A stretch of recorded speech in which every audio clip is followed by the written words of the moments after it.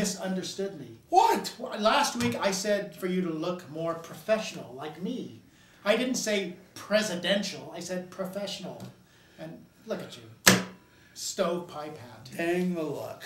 And just got. Well, I'm trying here. I'm trying. I don't think you and Lincoln side by side. I took a bath 2 weeks ago Saturday. Well, I don't know. I think you still got to work on it. I was expecting big things out of you. All right. Well, we'll keep working on it. Stick with us, folks. I think we got an extra viewer last week. So did we? Yeah, we're up to 3 or 4 now. Oh, wow. So, pretty soon I think we can hit double digits. Might have to break out the bow tie. I know. Is the bow tie okay? Yeah, I think That's so. how we started this institution, by the way.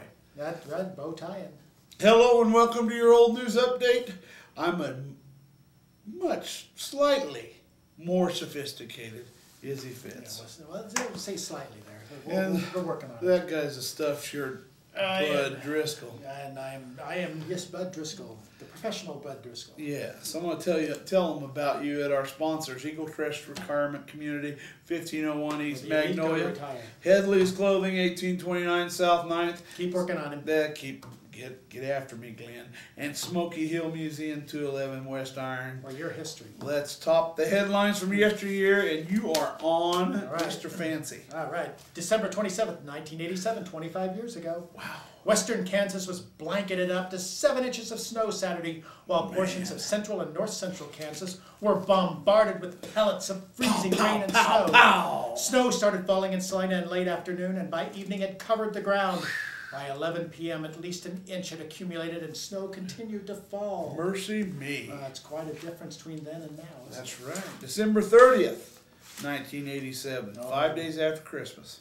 Yeah. Signs prohibiting sledding on the southwest side of Indian Rock were installed Tuesday, a day after the Salina City Commission discussed possible dangers of sledding at the park. Oh, yes. The signs say sledding is permitted only on the north side of the hill that takes up most of the park. That's it. Commissioner Joe Warner initiated Monday's discussion and said he witnessed a near tragedy Sunday after a constituent called him and expressed concern about sledding at the hill. Warner drove to the park and saw children sledding down the hill and onto streets open to traffic. Okay. 2 children almost struck a telephone pole at high speed. See, they just won't let kids have fun anymore. That's right. What is, childhood without a few concussions? Yeah, I know. They bounce right back. They're made of rubber. I fell on my head a lot when I was a child. Yeah.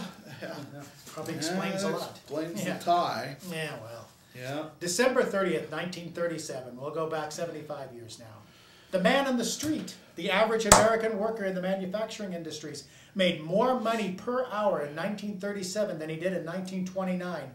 But because of shortened hours of labor, he earned less per week.